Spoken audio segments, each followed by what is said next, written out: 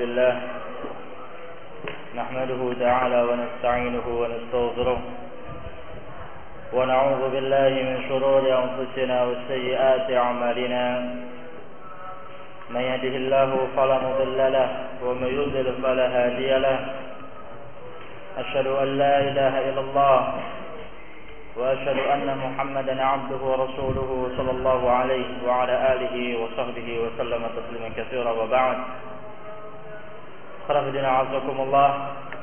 Insyaallah taala pada pertemuan kita pada malam ini kita akan menyelesaikan pembahasan tafsir pada marhalatul ula pada marhalah yang pertama ini, yaitu tafsir fi ahdi an-nabi sallallahu alaihi wa alihi wasallam wa fi ahdi ashabihi radhiyallahu ta'ala anhum ajma'in. Tafsir di zaman Rasulullah sallallahu alaihi wa alihi wasallam dan juga tafsir di zaman para sahabat radhiyallahu ta'ala anhum ajma'in. Terakhir kita sudah membaca 3 para mufassir dari kalangan para sahabat, yaitu Abdullah bin Abbas, kemudian Ali bin Abi Thalib dan juga Abdullah bin Mas'ud radhiyallahu ta'ala anhum ajma'in. Tinggal satu mufassir lagi dari kalangan sahabat, yaitu sahabat yang mulia Ubay bin Ka'b radhiyallahu ta'ala anhu wa arda. Khairuddin a'azakumullah. Nama beliau yakni Ubay bin Ka'b. Beliau pertama Ubay ibn Ka'b ibn Qais al-Ansari al-Khazraji. Beliau adalah Ubay bin Ka'b bin Qais. Dikarenakan di sana ada Ubay bin Ka'b yang lain, tetapi yang dimaukan di sini yang dikatakan sebagai mufassir dari kalangan para sahabat adalah Ubay bin Ka'b bin Qais al-Ansari al-Khazraji. Beliau dari suku Khazraj. Kunyah beliau Abul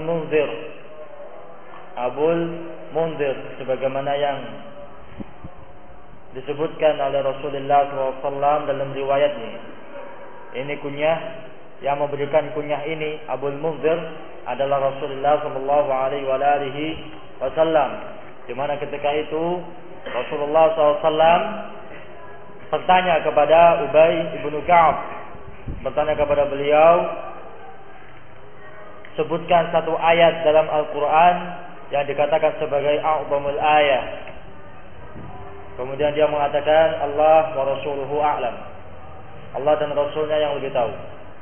Didesak oleh Rasul sallallahu alaihi wasallam, akhirnya beliau mengatakan ayatul kursi, ayat kursi.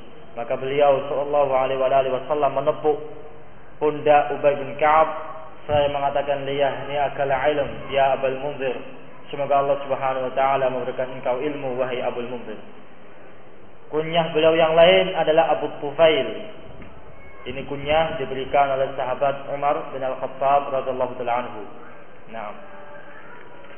Beliau termasuk daripada salah satu peserta Bai'atul Aqabah dan juga termasuk daripada peserta perang Badar, di mana Allah Subhanahu wa taala memberikan keutamaan bagi mereka para ashabu Badrin, orang-orang yang mengikuti perang Badar. Allah Subhanahu wa taala mengatakan kepada mereka semuanya, "I'malu ma syi'tum faqad ghafartu lakum." Kerjakan sesuai dengan kehendak kalian, sesungguhnya aku, kata Allah, telah mengampuni kalian. Sahabat Umar bin Khattab radhiyallahu taala anhu berkata tentang sahabat Ubayun sayyidul muslimin. Ubay adalah pemimpin kaum muslimin. Adapun kapankah beliau meninggal, fihi khilaf, masih diikhtilafkan oleh para ulama ahli sejarah. Wal aktsar, dan pendapat yang paling masyhur menjelaskan bahwasanya beliau radhiyallahu taala anhu meninggal pada masa pemerintahan Khalifatul Faruq Umar ibn Al-Khattab radhiyallahu taala anhu wa arda. Adapun keutamaan beliau yang lain dan juga perkara yang menyebutkan tentang makanatuhu fit tafsir, kedudukan kemapanan beliau dalam bidang tafsir, itu sangat banyak. Di antaranya yang menunjukkan keutamaan beliau, beliau adalah salah satu di antara para sahabat yang langsung disebut namanya oleh Allah Subhanahu wa taala, di mana disebutkan dalam salah satu riwayat ketika itu Rasulullah sallallahu alaihi wasallam, disebutkan dalam riwayat yang diriwayatkan oleh Imam At-Tirmidzi rahimahullah dari sahabat Anas bin Malik radhiyallahu taala anhu. Rasulullah SAW ketika itu memanggil sahabat Ubay bin Ka'ab seraya mengatakan, innallaha amarani an aqra'a 'alaika lam yakunil ladina kafaru. Sesungguhnya Allah Subhanahu wa taala memerintahkan aku, kata Rasul, untuk membacakan kepadamu surat lam yakunil ladina kafaru. Ayu surah? Masma surah Al-Bayyinah. Baik. Maka sahabat Ubay bin Ka'ab mengatakan, Allahu sammani lak. Apakah Allah Subhanahu wa taala menyebut namaku kepadamu? Qala na'am. Maka beliau mengatakan iya. Faja'ala Ubayyun yabki. Maka Ubay pun mulai meneteskan air mata sebagai tanda keutamaan untuk beliau radhiyallahu taala anhu wa arda. Dan juga sebagaimana yang diriwayatkan dari Asy-Sya'bi, Amr bin Shurahil. Insyaallah taala kita akan jelaskan siapakah beliau Asy-Sya'bi dalam penjelasan bab yang kedua, tafsir di zaman para tabi'in. An Masruq. Insyaallah kita akan bahas siapakah Masruq ini. Qala Masruq mengatakan, kana ashabul qada min ashabi Rasulillah sallallahu alaihi wasallam sittatun. Bahwasanya ashabul qada, orang-orang yang mereka itu menjadi hakim dari kalangan para sahabat adalah 6 orang. Yang pertama Umar, dikatakan oleh Rasul SAW, asyadduhum lidinillah, orang yang paling kuat, yang paling tegar di atas agama Allah adalah Umar. Wa Ali, dan juga Ali bin Abi Thalib. Rasulullah SAW mengatakan, wa aqdahum Aliun, dan orang yang paling hikmah, yang paling tepat dalam memutuskan perkara menjadi seorang hakim adalah Ali bin Abi Thalib radhiyallahu taala anhu. Wa Abdullah bin Mas'ud, aqra'uhum li kitabillah, ya, yang sebagai orang yang paling aqra terhadap kitab Allah. Sampai sebagaimana Allah penyebutannya, Rasul mengatakan, man arada ay yaqra al-Qur'an ratban kama unzil falyaqra ala qiraati ibni ummi abdin. Barang siapa yang dia itu ingin membaca Al-Quran sebagaimana basah, sebagaimana turunnya, maka hendaknya dia membaca qiraahnya Abdullah ibnu Mas'ud radhiyallahu taala anhu, ibnu ummi abdin, atau kama qala sallallahu alaihi wasallam. Wa Ubayyun, dan juga sahabat Ubay ibnu Ka'ab. Wa Zaid, dan juga Zaid bin Man, Zaid ibnu Thabit, di mana beliau ini diperintahkan oleh Rasul SAW untuk mempelajari sebuah bahasa. Bahasa apa? Bahasa Israel, Suryania. Oh iya, bahasa Suryania, dikarenakan Rasul ketika itu mendapatkan surat dari mereka dengan menggunakan bahasa Suryania. Ini sebagaimana riwayatnya disebutkan dalam kitab Jami'us Sahih, ya, As-Sahihul Musnad mimma laysa fi sahihain li Syekh Abu Muqbil bin Hadi Al-Wadi rahimahullah. Di situ disebutkan Rasul meminta sahabat Zaid bin Thabit untuk belajar bahasa Suryania agar kalau datang surat dari mereka bisa diterjemahkan, atau kalau beliau ingin mengirim surat kepada mereka bisa dituliskan. Akhirnya beliau belajar bahasa Suryania dalam jangka waktu berapa hari? 17 hari atau 15 hari, 2 minggu saja. Daurah 2 minggu langsung jadi pakar bahasa Suryani, pandai bercakap-cakap dengan bahasa itu dan mampu untuk menulis dan menerjemahkan dengan bahasa Suryani. Betul-betul kasmi, Zaidun kasmi, sabit, betul-betul sabtun, wa Abu Musa, dan juga Abu Musa Al-Asy'ari radhiyallahu taala anhu. Yang dikatakan sebagai oleh Rasulullah SAW, laqad utita mizmaran min mazamiri Daud. Sungguh engkau telah diberikan mizmar dari mizmarnya Daud. Yakni beliau ini kalau sudah baca Al-Quran itu sangat enak bacaannya. Para sahabat Al-Asy'ariyun itu dikenal dengan qiraah. Sampai disebutkan mereka ini memiliki perkampungan tersendiri di Madinah. Kampung Asy'ariyin.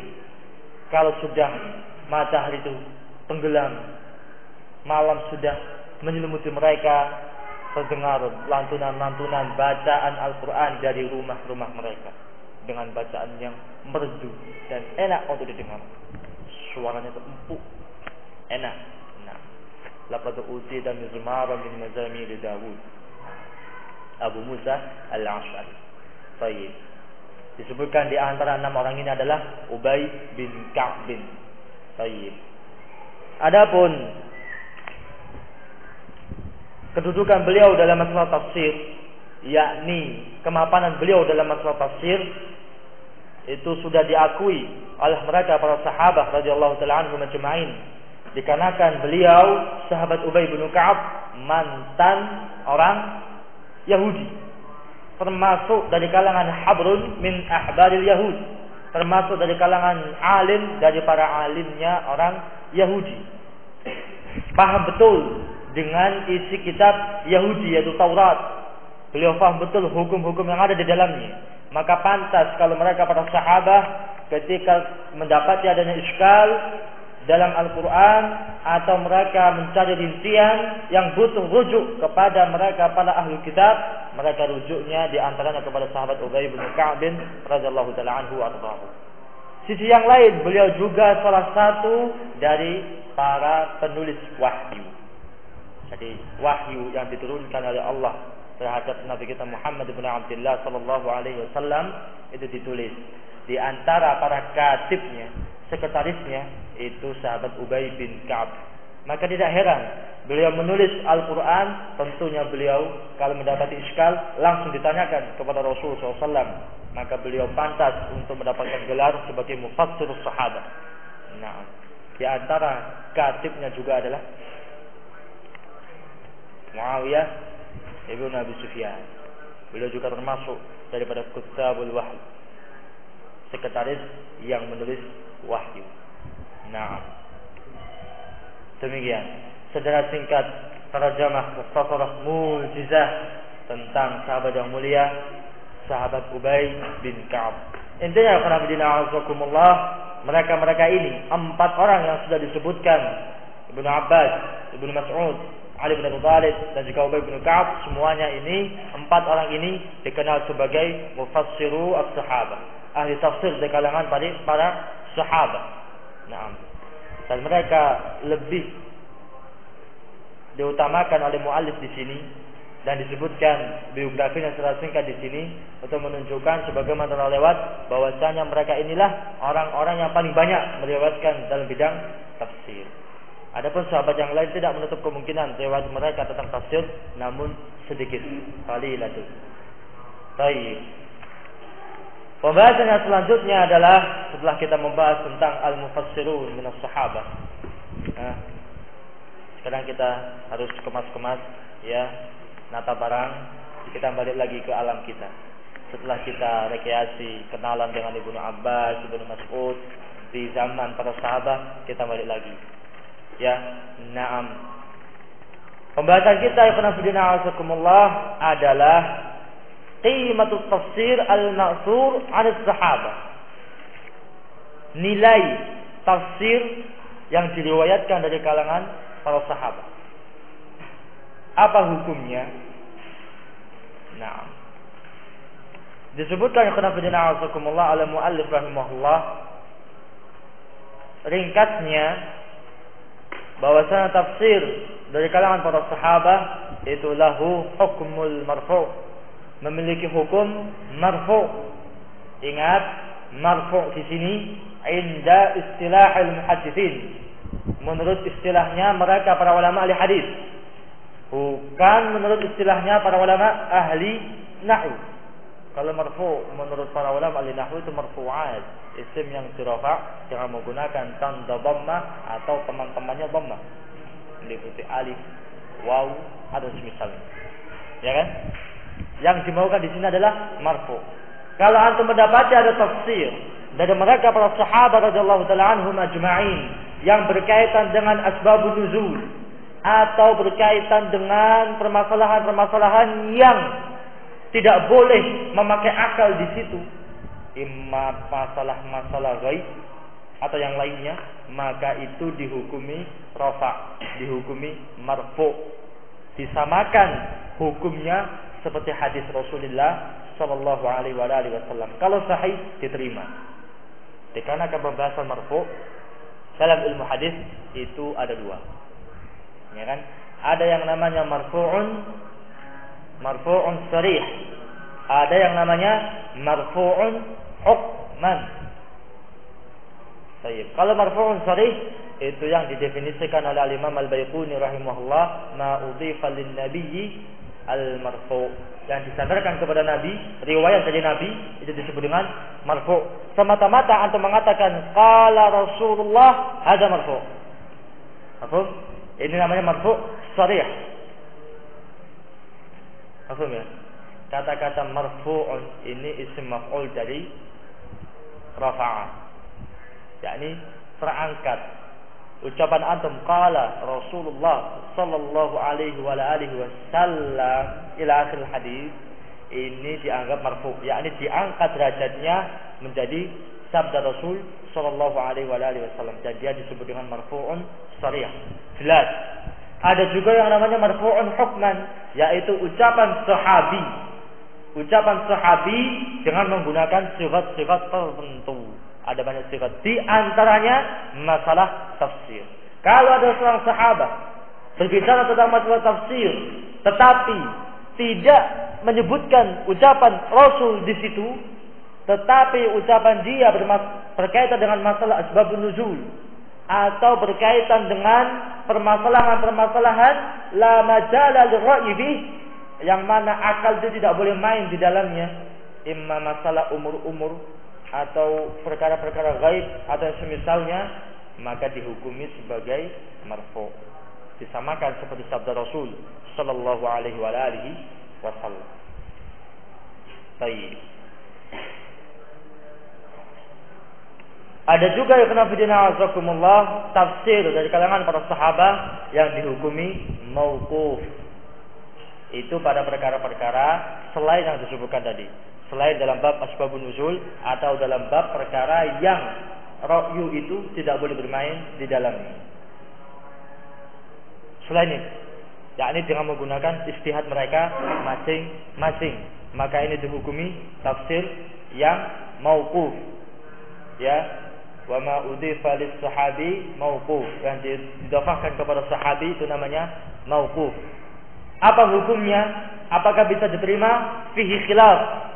Wal rajih wal hasil wal maqsad fi hadhihi al-mas'alah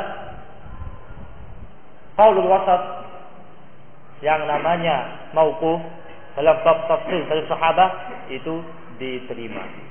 Sebagaimana hal itu dirajihkan oleh penulis kitab Tafsir wal Mufassirun Dr. Muhammad Husain Az-Zahabi rahimahullah.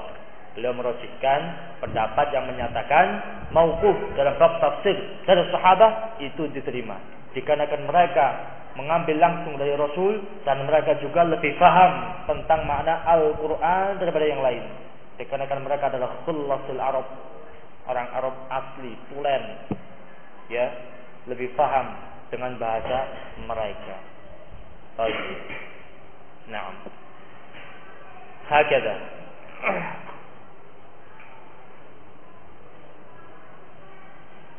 Hal itu juga sebagaimana disebutkan oleh Imam Ibnu Katsir dalam muqaddimah tafsirnya, juz pertama halaman yang ketiga. Beliau mengatakan, wa hina idzin idza lam najid at-tafsira fil Qur'an wala fis sunnah, maka apabila kita tidak mendapati tafsir dalam Al-Quran, yakni tafsirul Quran bil Quran, dengan menggunakan gambaran-gambaran yang sudah lewat, ya, Satu ayat dijelaskan dengan ayat yang lain. Imma li bayanil mujmal, au li bayanil 'am, au li taqyidil mutlaq, au li bayanil qira'at, au li bayani ma yuhimul ikhtilafu fi. Dan semisalnya dari kalangan atau dari jajaran tafsirul Quran bil Quran.